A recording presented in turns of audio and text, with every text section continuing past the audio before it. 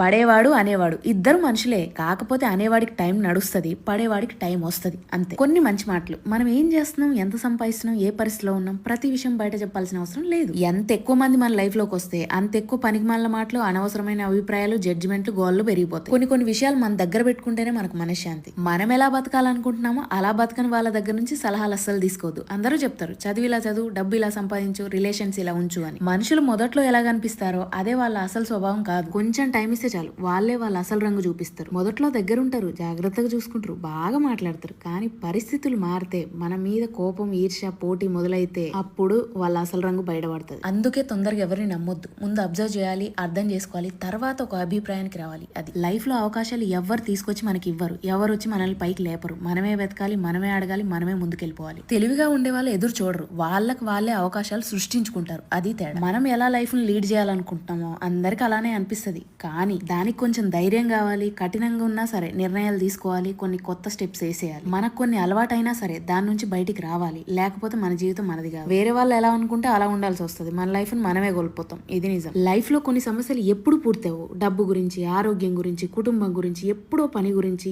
ఏదో ఒకటి ఉంటూనే ఉంటుంది. అన్ని సర్దుకున్నాకే సంతోషంగా ఉందాం అని అనుకుంటే ఆ సంతోషం రావడం ఈ జీవితంలో జరగదు. బతుకంతా వెయిటింగ్ లిస్ట్ లోనే ఉంటది. అందుకే సమస్య పోయిద్ది అని ఎదురు చూడకుండా సమస్యల మధ్యలోనే జీవించడం నేర్చుకోవాలి. అదే అసలు. పడేవాడు అనేవాడు ఇద్దరు మనుషులే. కాకపోతే అనేవాడికి టైం నడుస్తుంది, పడేవాడికి టైం వస్తుంది అంతే. కొన్ని మంచి మాటలు. మనం ఏం చేస్తున్నాం, ఎంత సంపాదిస్తున్నాం, ఏ పరిస్థితిలో ఉన్నాం, ప్రతి విషయం బయట చెప్పాల్సిన అవసరం లేదు. ఎంత ఎక్కువ మంది మన లైఫ్ లోకి వస్తే అంత ఎక్కువ పనికిమాలిన మాటలు, అనవసరమైన అభిప్రాయాలు, జడ్జిమెంట్లు, గోళ్ళు పెరిగిపోతాయి. కొన్ని విషయాలు మన దగ్గర పెట్టుకుంటేనే మనకు మనశ్శాంతి. మనం ఎలా బతకాలనుకుంటున్నామో అలా బతకని వాళ్ళ దగ్గర నుంచి సలహాలు అస్సలు తీసుకోవద్దు. అందరూ చెప్తారు చదువు ఇలా చదువు, డబ్బు ఇలా సంపాదించు, రిలేషన్స్ ఇలా ఉంచు అని. మనుషులు మొదట్లో ఎలా కనిపిస్తారో అదే వాళ్ళ అసలు స్వభావం కాదు. కొంచెం టైం ఇస్తే చాలు వాళ్ళే వాళ్ళ అసలు రంగు చూపిస్తారు. మొదట్లో దగ్గర ఉంటారు, జాగ్రత్తగా చూసుకుంటారు, బాగా మాట్లాడతారు. కానీ పరిస్థితులు మారితే, మన మీద కోపం, ఈర్ష్య, పోటీ మొదలైతే అప్పుడు వాళ్ళ అసలు రంగు బయటపడుతుంది. అందుకే తొందరగా ఎవరిని నమ్మొద్దు. ముందు అబ్జర్వ్ చేయాలి, అర్థం చేసుకోవాలి, తర్వాత ఒక అభిప్రాయానికి రావాలి. అది లైఫ్ లో అవకాశాలు ఎవరు తీసుకొచ్చి మనకి ఇవ్వరు, ఎవరు వచ్చి మనల్ని పైకి లేపరు. మనమే వెతకాలి, మనమే అడగాలి, మనమే ముందుకెళ్ళిపోవాలి. తెలివిగా ఉండే వాళ్ళు ఎదురు చూడరు, వాళ్ళకి వాళ్ళే అవకాశాలు సృష్టించుకుంటారు. అది తేడా. మనం ఎలా లైఫ్ ను లీడ్ చేయాలనుకుంటున్నామో అందరికి అలానే అనిపిస్తుంది. కానీ దానికి కొంచెం ధైర్యం కావాలి. కఠినంగా ఉన్నా సరే నిర్ణయాలు తీసుకోవాలి, కొన్ని కొత్త స్టెప్స్ వేసేయాలి. మనకు కొన్ని అలవాటైనా సరే దాని నుంచి బయటికి రావాలి. లేకపోతే మన జీవితం మనది కాదు. వేరే వాళ్ళు ఎలా అనుకుంటే అలా ఉండాల్సి వస్తుంది. మన లైఫ్ ని మనమే కోల్పోతాం. ఇది నిజం. లైఫ్ లో కొన్ని సమస్యలు ఎప్పుడు పూర్తవు. డబ్బు గురించి, ఆరోగ్యం గురించి, కుటుంబం గురించి, ఎప్పుడో పని గురించి ఏదో ఒకటి ఉంటూనే ఉంటుంది. అన్ని సర్దుకున్నాకే సంతోషంగా ఉందాం అని అనుకుంటే ఆ సంతోషం రావడం ఈ జీవితంలో జరగదు. బతుకంతా వెయిటింగ్ లిస్ట్ లోనే ఉంటది. అందుకే సమస్య పోయిద్ది అని ఎదురు చూడకుండా సమస్యల మధ్యలోనే జీవించడం నేర్చుకోవాలి. అదే అసలు.